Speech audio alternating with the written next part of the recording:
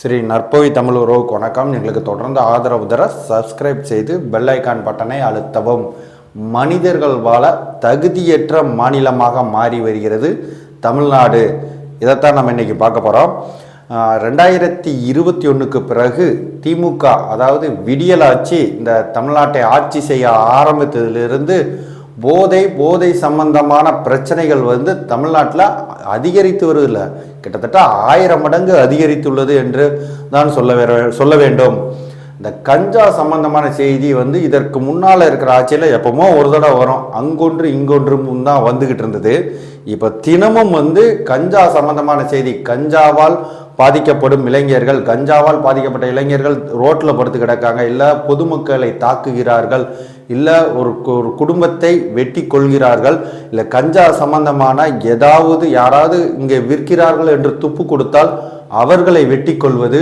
கஞ்சா மட்டும் கிடையாது, மெத்து, ஹசீஸ்னு போன்ற புது புது பெயர்களை தமிழ்நாட்டில் ஏகப்பட்ட விஷயங்கள் தொடர்ந்து நடைபெற்று வருகிறது.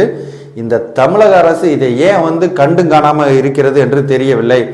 இது சம்பந்தமாக கடுமையான நடவடிக்கை ஏன் எடுக்க மாட்டேங்கிறாங்க? தினசரி பொதுமக்கள் பெரிதாக இந்த போதை சம்பந்தமான விஷயங்களில் பாதிக்கப்படுறாங்க. ஏன்னா இப்போ பொதுவான இடத்துல தான் அதிகமாக விஷயங்கள் நடக்குது. ரோட்டில் படுத்து கிடக்காங்க, போதையில் தள்ளாடி இளைஞர்கள் அந்த பொதுமக்களுக்கு தொந்தரவு கொடுக்காங்க.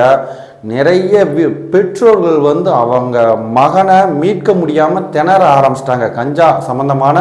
ஏன்னா அவங்களுக்கு எளிதாக கிடைக்கிறது. முன்னாடி ஒரு கஞ்சா கிடைப்பது ரொம்ப கஷ்டம், ஒரு சில இடங்கள்லே கிடைக்கும். அதுவும் முன்னால் போலீஸ் பயங்கர கெடுபிடியாக இருந்ததுனால பெரிய அளவில் இளைஞர்கள் பாதிக்கப்படவில்லை. இப்போ எளிதாக கிடைக்கிறது. ஏன் ஆளுங்கட்சி காலங்களே நிறைய பேர் இது விற்கிறார்கள், நிறைய பேர் மாற்றுறாங்க, இது சம்பந்தமாக நிறைய பிரச்சனைகள் வருகிறது என்று தெரிந்து திமுக அரசு அதாவது இந்த விடியா ஆட்சி எந்தவித கடுமையான நடவடிக்கை எடுக்க மாட்டேங்குது.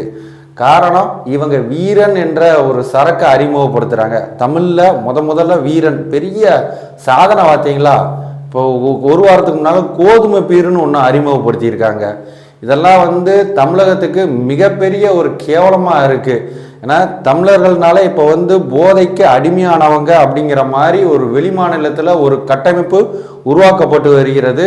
இங்கே வரும் நியூஸ் கடந்த 3 நாட்களில் நீங்களே பாருங்களேன், கஞ்சா சம்பந்தமான நியூஸ் எத்தனை நியூஸ் வந்திருக்கு, நீங்களே எத்தனை செய்தி வந்திருக்கு நீங்களே பாருங்களேன். இன்று கூட பெற்றோர்கள் குடியால் அவன் மகன் டார்ச்சர் பண்ணுறான்னு ஒரு பெற்றோர் தன் மகனை கொண்டிருக்காங்க. அந்த அளவுக்கு மது இங்கே கொடூரமாக ருத்ரதாண்டவம் தான் ஆடிக்கிட்டு இருக்கு. ஆனால் இந்த விடியாட்சி அதை பற்றி எந்த கவலையும் படாமல் துறை அவர் சுற்றுலா போக போகிறாரு. 29ஆம் தேதி என்னமோ இப்போ மாலத்தீவு போகிறதா இருந்தது. அதுக்கு எதிர்ப்பு தெரிவித்ததுனால இப்போ ஊட்டி கொடைக்கானலுக்கு எங்கேயோ போகிறாப்புல. இங்கே எங்கேனாலும் போங்க, எங்கேனாலும் சுற்றுலா போங்க. பொதுமக்களுக்கு மிகப்பெரிய அச்சுறுத்தலாக இருக்கும் இந்த கஞ்சா போதை சம்பந்தமான பொறுப்பு விஷயத்தில் கடுமையான நடவடிக்கை எடுங்கன்னு தான் சொல்கிறோம். இதை விட இது இவங்க ஒரு அஜெண்டா படி செயல்படுறாங்களான்னு தெரியல. ஏன்னா இந்த அளவுக்கு மக்களை போதையில் அடிமையாக்கி இவங்க இதை வச்சு அவங்க தொடர்ந்து ஆட்சியை பிடிக்கணுமா, இல்லை வேற எந்த விதமான அஜெண்டா இந்த விடிய ஆட்சிக்கு இருக்கான்னு தெரியல. அது இதை தமிழக சேனல் கண்டுபிடிச்சு சொல்லட்டும்.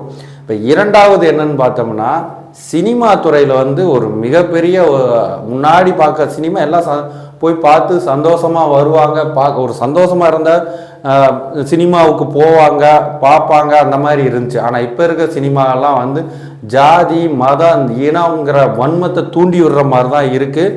அதுக்கு காரணம் திராவிட கட்சிகள் சினிமாவிலும் நுழைந்து விட்டார்கள். இதுக்கு முக்கியமாக அதுவும் இந்த 2021க்கு பிறகு வந்ததெல்லாம் பல படங்கள் ஜாதி வன்மத்தை தூண்டுற மாதிரியே தான் இருக்குது. 2021க்கு பிறகு இதில் இன்னும் குறிப்பிட்டு சொல்லணும்னா புளு ஸ்டார் பாய்ஸ் எல்லாம் இருக்காங்க. இவங்கெல்லாம் நசிக்கிட்டோம் பிதிக்கிட்டோன்னு சொல்லி அவங்களுக்கு மேல் மட்டத்தில் இருக்கிற ஜாதி மேலே வெறுப்பை விதைக்கிற மாதிரி தான் படம் எடுத்துக்கிட்டு வராங்க. தொடர்ந்து நசுக்கப்பட்டோம் பிதிக்கப்பட்டோம் அப்படிங்கிற மாதிரி தான் படம் எடுத்துகிட்டு வராங்க. சரி, அதை ஒரு பக்கம் இருக்கட்டும். இப்போ ரீசெண்டாக ஒரு 2 டீசர் வந்திருக்கு. தீட்டுன்னு ஒரு இது போட்டிருக்காங்க. அதுக்கப்புறம் வடக்கன்னு சொல்லிட்டு ஒரு டீசர் ட்ரெய்லர் வெளியிட்டிருக்காங்க. அதெல்லாம் பார்த்தோன்னா அப்படியே அப்பட்டமாக தெரியுது. நார்த் இந்தியன்ஸ் அதாவது வடக்கன்னு சொல்லி அவங்கள வந்து உங்கள் இடத்தை பறித்து விட்டார்கள், அவர்களை கொலை செய்யுங்கள் அப்படிங்கிற மாதிரி அந்த டீசர் மிக கொடூரமாக இருக்குது. அந்த டீசரை நீங்களே போய் பாருங்கள். மது பழக்கத்துக்கு ஏற்கனவே அடிமையாக கிடக்கும் இந்த இளைஞர்களிடையே இந்த மாதிரி படங்கள் சம்பந்தமாக தூண்டி விடும்போது இது வந்து ஒரு மிகப்பெரிய ஒரு என்ன சொல்ல ஒரு சமூக கட்டமைப்பை வந்து உடைக்கிற மாதிரி இருக்கும். ஏன்னா இங்கே இருக்க தமிழர்களும் நிறையா மாநிலத்தில் போய் வேலை பார்க்குறாங்க, அங்கே போய் இட்லி சுடுறாங்க, அதாவது இட்லி ஹோட்டல்லாம் வச்சுருக்கத்தான் செய்கிறாங்க, அவனுங்க இங்கே பானிபூரி வைக்கிற மாதிரி. இது மிகப்பெரிய ஒரு மோதலை தூண்டும் விதமாகத்தான் அந்த மாதிரி படங்கள் எடுக்கிறாங்க. அதாவது புதுப்படம் எதுவுமே சரியில்லைன்னு பழைய படத்தை மறுபடியும் ரிலீஸ் பண்ணி பார்க்குற அளவுக்கு தமிழ் சினிமா வந்து கேவலமாக போயிடுச்சு. அந்த அளவுக்கு மட்டமான படங்கள் தான் வருது. இது எல்லாம் பார்த்தீங்கன்னா மலையாள படத்துக்கு போக ஆரம்பிச்சிட்டாங்க. அதுவும் இல்லாமல் வந்து பழைய படத்தில் நல்ல படமாக இருக்கிறத ரீரிலீஸ் பண்ணுறாங்க. இந்த மாதிரி தான் தமிழ் சினிமா வந்து திராவிட கட்சியின் பிடியில் சிக்கி அதுவும் அழிந்து கொண்டு வருகிறது. எப்படி மக்கள் சீரழிந்து வருகிறார்களோ, கேளிக்கைக்காக பார்க்கப்பட்ட அந்த சினிமாவை இன்று தன்னுடைய கருத்தை திணித்து மக்களிடையே பிரிவினைவாதம் ஏற்படுத்துவதற்காக மட்டுமே இப்பொழுது சினிமாவை பயன்படுத்தி வருகிறார்கள் இந்த திராவிட கட்சி. என்று வந்து இந்த ஆட்சி இழக்கிறோமோ அன்றைக்குத்தான் உண்மையிலே தமிழகத்துக்கு விடிவு காலம் பிறக்கும். நன்றி, வணக்கம்.